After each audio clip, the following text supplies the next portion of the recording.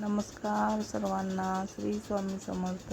जय जय स्वामी समर्थ. माझ्या यूट्यूब चॅनलमध्ये आपले सर्वांचे स्वागत करते. तर बघा, सकाळी लवकर उठून आवरून वगैरे घेतला आणि देवपूजा पण करून घेतली. आणि आज खूप फुले मिळाली होती. सर्व देवांना फुले वगैरे घालून घेतली. देवाच्या पुढे रांगोळी वगैरे काढून घेतली.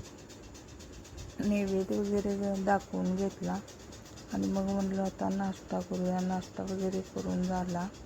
स्वामींना नैवेद्य वगैरे दाखवून घेतला आणि मग दुसरी कामे सगळी आवरून घेतली आणि जेवणाच्या तयारीला लागले. जेवण वगैरे करून घेतलं.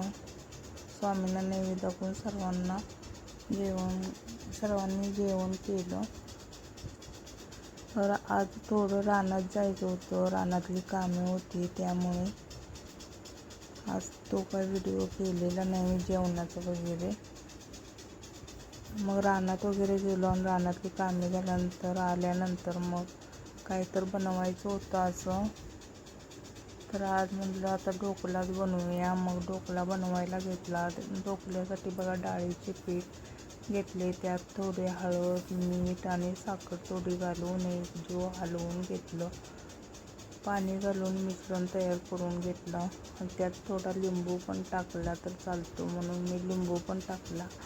आणि डब्यात ओतायच्या आधी त्यात इनो घालून हलवून घ्यायचं आहे आणि डब्याला तेल लावून ते मिश्रण त्यात ओतायचं आहे.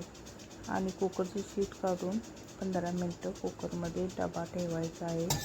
तर खूप छान असा ढोकला झाला होता बघा. मग मी ताटात ओतून घेऊन पातेल्यात गॅसवर पातेलं ठेवून त्यावर बघा तेल घालून मोहरीची फोडणी दिली. मोहरी, कढीपत्ता आणि कोथिंबीरची फोडणी दिली आणि त्यात थोडं पाणी घालून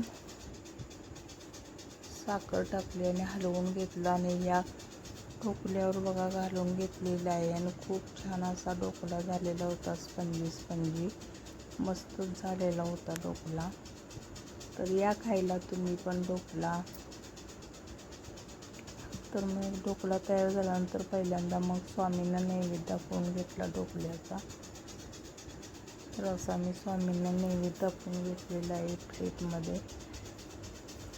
आणि मग संध्याकाळच्या जेवणात सर्वजणांनी ढोकला खाऊन घेतला आणि मग मी हळूहळू संध्याकाळच्या जेवणाच्या तयारीला लागले. आणि जेवण झाल्यानंतर बघा स्वामींना नैवेद्य दाखवलेला आहे.